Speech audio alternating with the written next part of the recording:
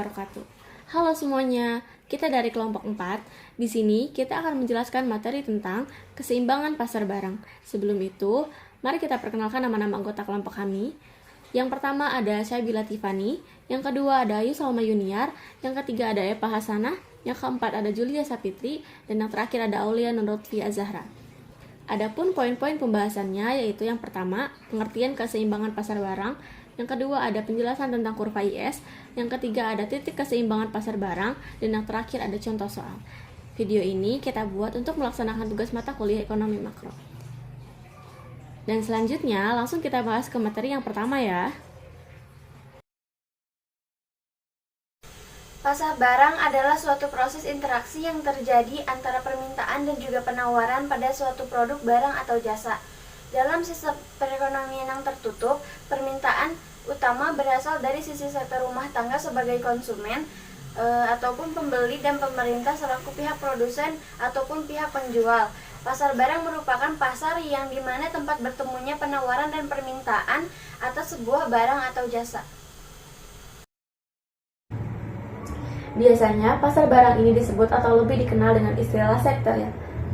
Adapun kurva IS adalah sebuah kurva yang menghubungkan antar suku bunga I atau R dengan pendapatan nasional Y yang menunjukkan titik keseimbangan pasar barang yang akan selalu berpatokan pada pendapatan nasional pendekatan pengeluaran. Hanya saja yang membedakannya ada pada investasi. Selanjutnya, menentukan titik keseimbangan pasar barang. Keseimbangan pada pasar barang menggambarkan kondisi perekonomian dipandang dari sisi permintaan dan penawaran barang dan jasa. Sisi penawaran menggambarkan kemampuan perekonomian dalam menghasilkan barang dan jasa pada suatu periode tertentu. Sisi permintaan menggambarkan pengeluaran yang dilakukan oleh pelaku-pelaku ekonomi antara lain sektor rumah tangga, sektor swasta, sektor pemerintah, dan sektor luar negeri. Pasar barang dikatakan seimbang apabila penawaran sama dengan permintaan, atau dengan kata lain pendapatan sama dengan pengeluaran. Contoh soal perhitungan keseimbangan pasar barang persamaan fungsi IS. Jika perekonomian suatu masyarakat memiliki fungsi konsumsi C sama dengan 400 ditambah 0,5 Y dan fungsi investasinya adalah I sama dengan 150 dikurangi 1000 R, maka tentukanlah keseimbangan di pasar barang perekonomian tersebut. Turunkan fungsi IS dan gambarkan kurva fungsi IS-nya satuan uang dalam triliun rupiah. Kita harus menemukan keseimbangan pasar barangnya. Pendapatan nasional sama dengan konsumsi ditambah investasi, atau Y sama dengan C plus I, di mana C sama dengan 400 ditambah 0,5 Y dan I sama dengan 150 dikurangi 1000 R, sehingga diperoleh Y sama dengan 400 ditambah 0,5 Y ditambah 150 dikurangi 1000 R, Y dikurangi 0,5 Y sama dengan 400 ditambah 150 dikurangi 1000 R, 0,5 Y sama dengan 550 dikurangi 1000 R, Y sama dengan 1100 dikurangi 2000. Ini persamaan kurva IS atau keseimbangan pasar barang.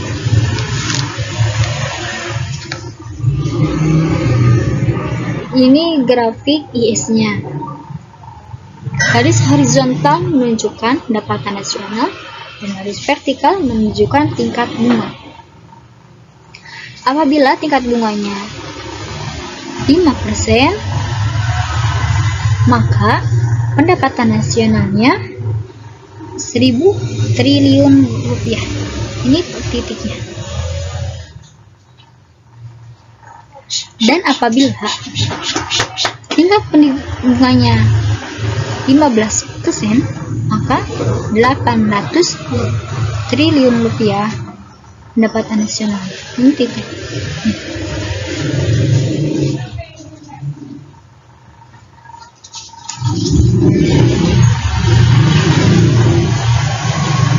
Disubstitusikan Y sama dengan 1100 dikurangi 2000 dikali 0,5, Y sama dengan 1000 triliun rupiah.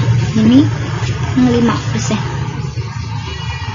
Y sama dengan 1100 dikurangi 2000 dikali 0,15, Y sama dengan 800 triliun rupiah. Ini yang 15%. Jadi, ketika tingkat suku bunga 5% menjadi 15%, maka pendapatan nasional keseimbangan turun dari 1000 menjadi 800 triliun rupiah. Dari kurva tersebut diketahui bahwa kenaikan tingkat bunga akan menyebabkan turunnya pendapatan nasional keseimbangan. Pendapatan nasional keseimbangan akan naik jika tingkat suku bunga diturunkan. Fungsi IS. Fungsi IS yang menunjukkan keseimbangan di pasar barang dapat dicari dengan dua cara, yaitu cara pertama, Y sama dengan C ditambah 1, dan cara kedua, I sama dengan S. Contohnya, fungsi konsumen C sama dengan 40 ditambah 0,6Y, dan fungsi investasinya I sama dengan 80 diambil 4I. Bagaimana fungsi IS-nya? Untuk rumus yang pertama, Y sama dengan C ditambah 1.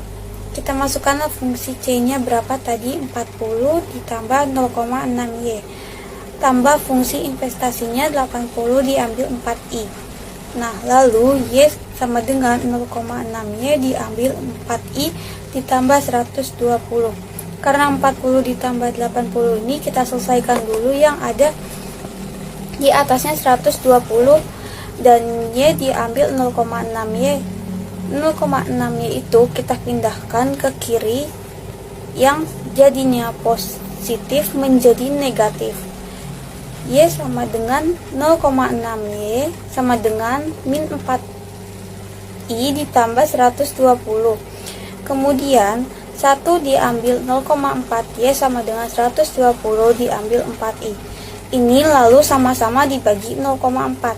Jadi yaitu sama dengan 300 diambil 10I. Kenapa 300? 120 dibagi 0,4 300, kemudian ini 4I dibagi 0,4 adalah 10I. Inilah keseimbangan pasar di barang. Nah, lalu untuk rumus yang kedua, S sama dengan 1. Kita masukkan fungsi S-nya. Ingat, fungsi S tadi adalah fungsi konsumsi, kita ganti saja CO-nya. Itu menjadi negatif. Kemudian ditambah 1 kurang D kali Y. Karena B-nya sudah kita ketahui, maka tinggal kita kurangi saja yang awalnya fungsi Y-nya itu adalah 0,6Y. Maka kita kurangkan 1 kurang 0,6Y adalah 0,4Y. Maka disinilah 0,4Y ini sama dengan soal, hanya saja ada simbol negatifnya. Nah, lalu investasinya masukkan juga, lalu selesaikan 0,4Y sama dengan 80 ditambah 40.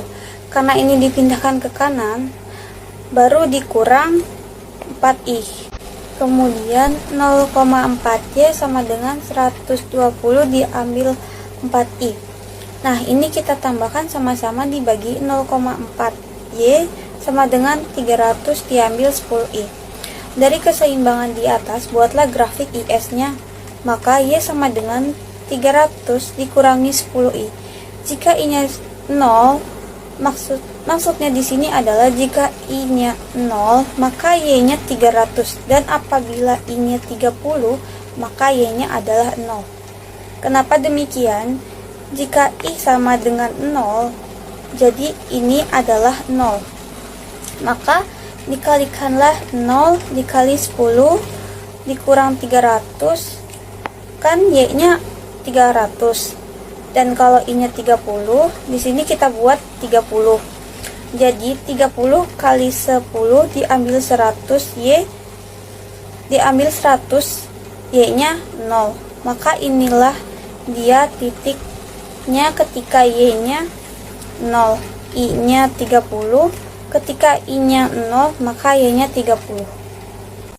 Dan itu dia materi yang dapat kami sampaikan. Mohon maaf apabila ada kesalahan. Terima kasih. Wassalamualaikum warahmatullahi wabarakatuh.